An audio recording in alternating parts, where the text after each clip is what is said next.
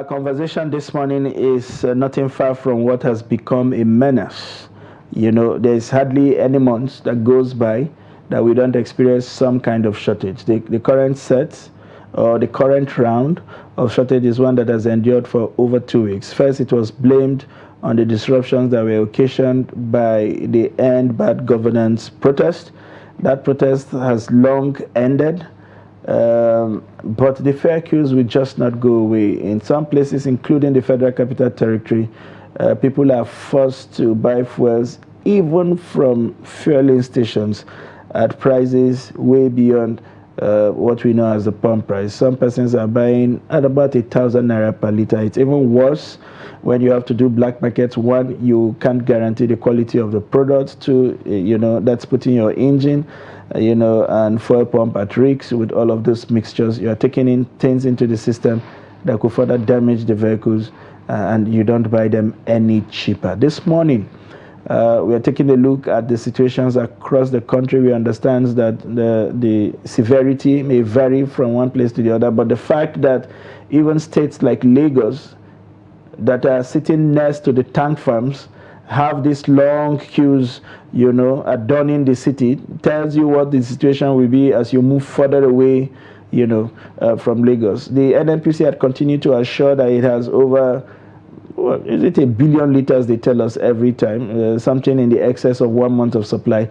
But why it is difficult to resolve this bottleneck and get these fuels across to fueling stations from where we can just basically drive in and buy without hassles is one challenge that has become completely difficult to fathom.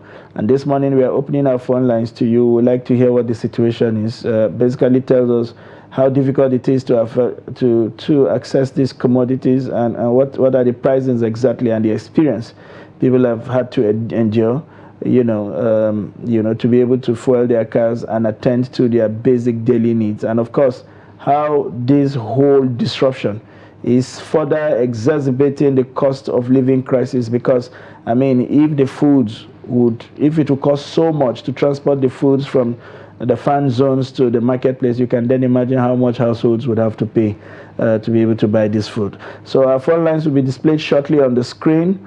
Some housekeeping rules: when you call, please put off the volume of your TV set. We can have a clearer conversation if your TV sets are, the volumes are reduced or completely switched off if you like.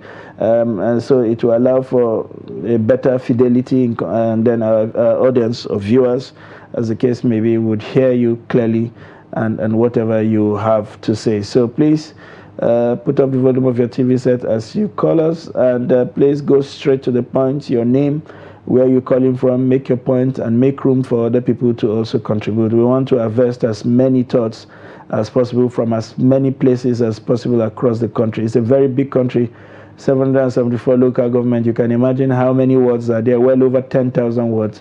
And so we want a fairly representative call-in session this morning. So call us, tell us what you think, tell us what the situation is, and possibly what we can do to salvage the current situation. Okay, but is there anything that can be done to salvage the situation? Because if we look at what is driving the difference, you already explained that. Realistically, what can actually be done to salvage the situation? I wish I have answers, but I understand we have our first caller. Good morning. Your name and where you're calling from. Good morning. Good morning. Okay. Bidemi is calling from Lagos. We didn't get your name. Bidemi is my name, calling from Lagos. Good morning, Bidemi from Lagos. Please go ahead and share your thoughts with us. Okay. Thank you very much. I greet you people this morning. Thank you. Concerning what is happening everywhere now, concerning before this or that. Yeah, what I think is that we don't know where the problem is coming from. Whether it's from the marketer or from the NNPC, we can't even know what the problem is right now. Because we are buying fuel now. Even though let us assume the fuel is cost, we are buying it in high cost. At least let us see the quality of the fuel. Let's be there. Secondly, the fuel we are even buying, the high cost. We stock in okay, fine. We go to filling station to queue for the fuel for like how many hours? Then you leave that place now. Before you reach where you are going to, your vehicle will be pointing red light. So all these things now, I don't know, because the fuel price now is high. Bidemi, let us get something clear. Are you insinuating that it appears that the filling stations are under dispensing? Yes, the filling station, sorry, I didn't get you right, sorry. You said something to the effect that you buy fuel before you get to where you are going, your meter is showing red. Yes, something like that is happening. Yes, because what we are buying is not what we are getting. Yes. So all this thing now, we don't know where we can face the problem to actually. So we are just appealing to federal government to help us, or maybe the NPC to help us just find the solution to this problem, because this thing is becoming so rampant everywhere, every day. All right, but Bidemi, how much does fuel cost in your area? You said you're in Lagos. How much? What part of Lagos? What part of Lagos, and how much is it there to get a liter of fuel? Actually, as we are speaking right now, I work in our island. Are you permitting me to mention the name, or I should just? No, you don't have to mention the filling station. Just tell us how much you're buying for. Okay, right now we are buying it at a rate of 850, while some are selling at a rate of 1,000. Wow. In the filling stations, yeah. In the stations. Yes. All right. Wow, interesting. And even though all this black market we are seeing here and there, we don't even assure of the quality of the fuel. But sometimes, before you know, we'll be selling it for us 5,000, 6,000, 5 liters. Sometimes. Thank you. Right. So we don't know where to face now. We don't. All right, thank you very much, Bidemi. As the president will say, let's keep hope alive. I know somewhere in this segment we probably will find answers to that. But the reality, as Lilian will say, is that we are just hoping against hope. These things are happening in the glare, of the day. It's not something they hide to do. The filling stations are everywhere. We know them as Nigerians, and I'm sure the authorities also know them. We don't seem to be seeing the authority go out to enforce sales, because what you also see is that where you find the fuel, you find them dispensing with just one fuel pump. Yes. And there are about 10 of them. And you begin to wonder why you have to restrict the dispensing to just a pump and have people queue up unnecessarily, spend hours on the queues just to get something that is available. It's difficult. Good morning. Your name and where you're calling from? We've lost the call. But my question is, where do the black marketers get their own fuel from? Still from the same filling station? I mean, it's a cartel. They would rather sell to the black marketers who will buy at a higher fee anyways. And they are displaying their product right in front of the filling stations. Yeah. And they're telling you, why waste time? No, I think it's worse in my area. They are displaying their products right in front of the filling station that is sharing fence with a police station, a police headquarters. It's just right there. Okay, I'll tell you what I saw a couple of days heading back home. The police patrol van ran out of fuel. I was buying from. And they were pushing. I don't think they had the money to buy. Good morning. Your name and where you're calling from? Good morning. My name is Olipotapi, calling from precisely Benue State. Can you please take your introduction again? I said my name is Olipotapi, calling from Makodi, precisely Benue State. Thank you very much for calling. Please go ahead and share your thoughts. Okay, before I talk about the issue of the Petrol, let me commend you for your program yesterday. I watched your politics today. Especially Mr. Ogwa, I was so impressed. Thank you very much. Thank you very much. Thank you so much. I'm grateful. May God continue to crown your effort with success. Amen. Amen. We are buying fuel here in Makodi. In short, I bought for my car yesterday for 1,200 naira from the filling station. Wow. I never knew or dreamt in my entire life that a day will come that we will buy a liter of fuel for 1,200. After spending hours on the queue, we are even begging just to get the fuel. Wow. It's really pathetic. It's very, very pathetic. Just as you said yesterday, this is a country that is so blessed with both human and natural, but we don't know where the problem lies.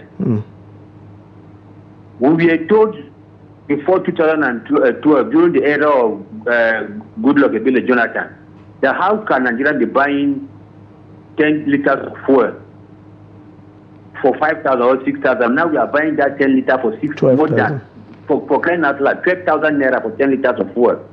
12,000. It's really pathetic. And just as let me commend you again for what you said yesterday. The effect of food is a multiplier effect on the economy generally.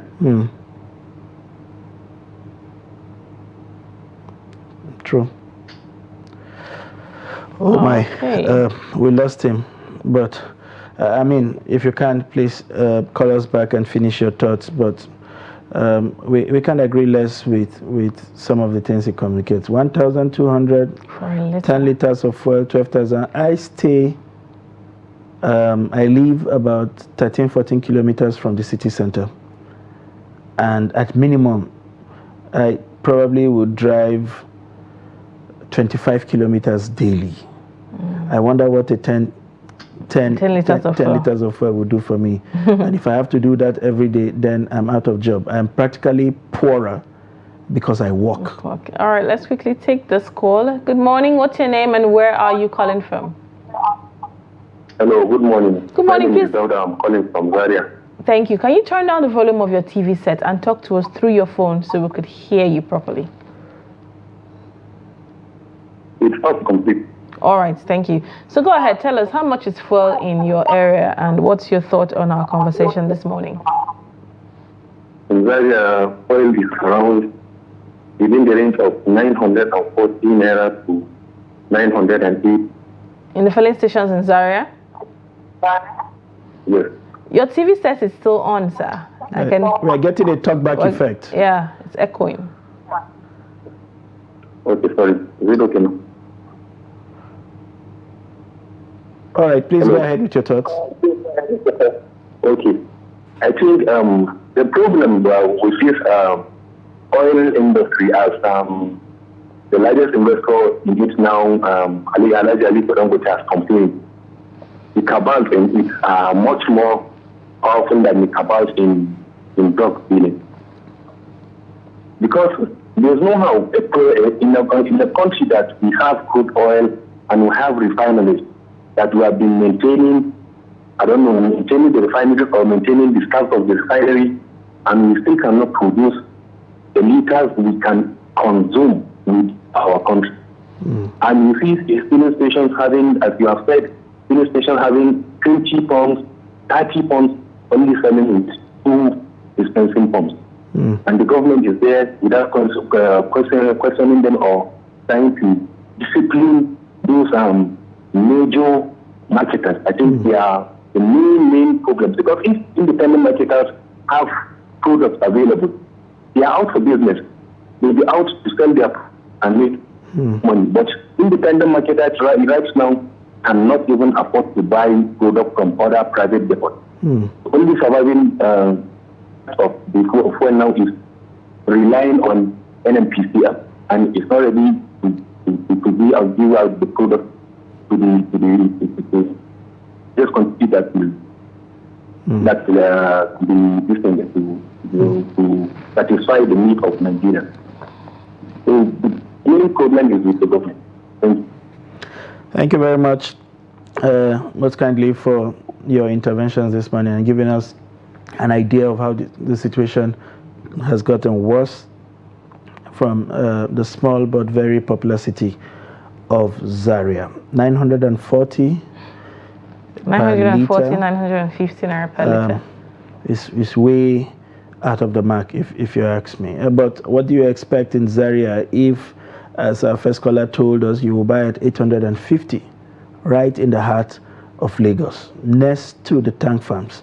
You can then imagine, I mean, every time these things are trucked out of Lagos and you factor all of those costs, you can imagine what the prices would be, further away from Lagos. Good morning, your name and where you calling from? Kenny is my name, and I'm calling from Ajakuta, Kogi State. All right, Good morning, Kenny from Ajakuta. What part of Ajakuta exactly? Is it next to the Ajakuta rolling steel? Yes. Interesting. Good morning. Let's have your thoughts this morning. Okay. Good morning. I'll need you to speak out a bit more audibly so we can hear you. Good morning, Kenny. Can you hear us? Yes. Good morning. Thank you. Please speak out and go ahead and make your point. My name is Hosseini. I'm coming from Ajakuta. Hosseini. Good morning. Right. I kept hearing it as Kenny. Thank you. Go ahead, please. So in our own area here, we do sell at the rate of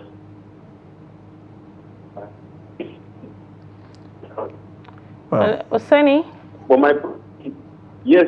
We didn't get the rates. It appears your voice is undulating. Can you come again? How much do you say you buy fuel around Ajakuta? Naira 50 naira. Oh, okay. From the filling stations, yeah? Yes. All the filling stations, the corporated, they are selling it 950. And so do you get a sense? My concern now. Yes. Go ahead, please. Sir? Go ahead, please. My concern now is that does it mean that the government can no more regulate the price of fuel for us? And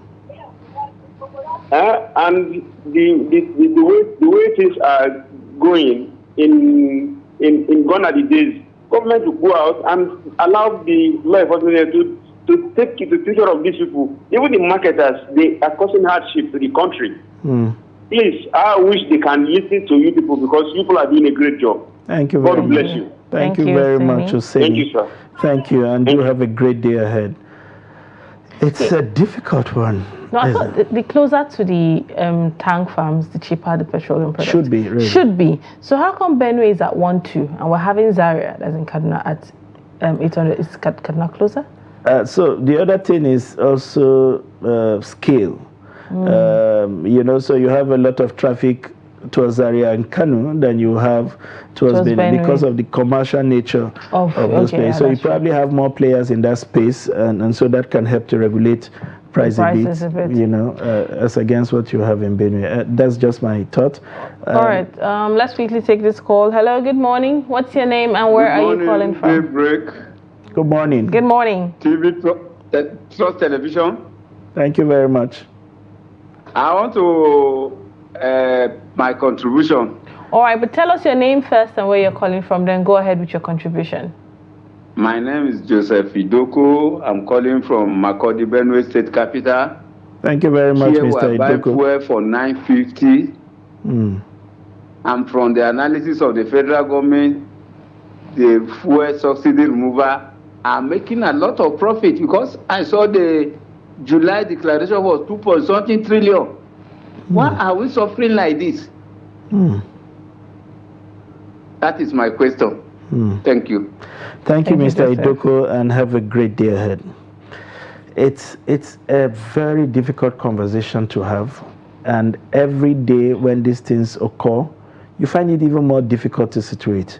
What has become a trend for most of us who are watching and reporting this sector is every time you get this scarcity, it becomes a precursor for price increase. Nigerians suffer to the level where they say, we are willing to buy at any price, just make the product available. And that is where we are getting to. People are now telling you, even if they will sell for us at 1,000 naira, they should just make the product available. And that was how we went from 600 to 1,000. Yeah. Good morning. Your name and where you're calling from. Hello, good morning. What's your name and where are you calling from? Okay. Well, do well to call us back. We'd love to hear your thoughts and your opinion, and we'd love to know how much fuel costs in your area.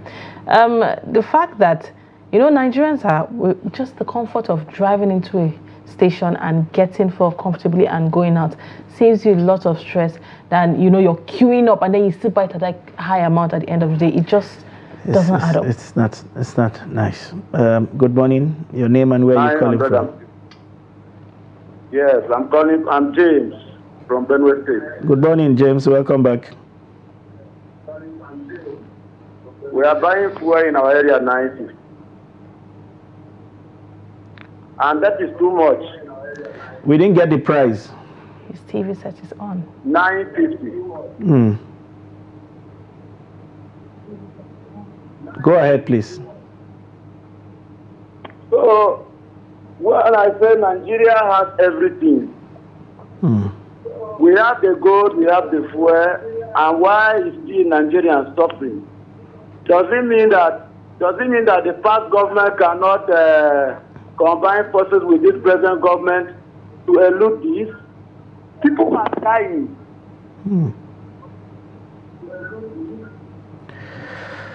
James, thank you very much. We seem to be having some challenges with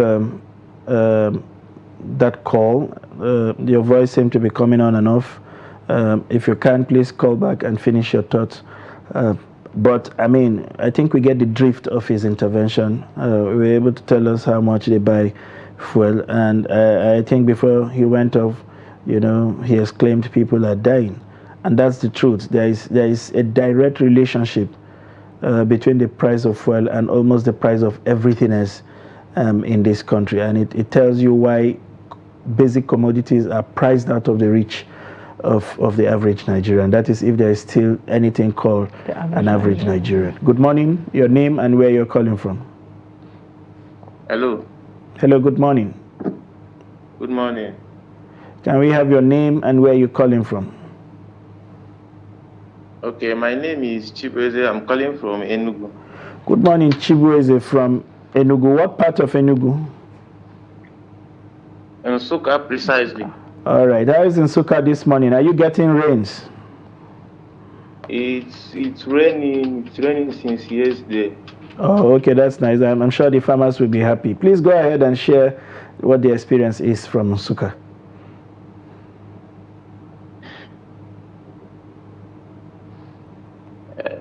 The fuel price here is, some filling stations are selling some filling stations are selling 950, some are selling 1,000. Interesting. So how much on the average do you spend on fuelings in a week?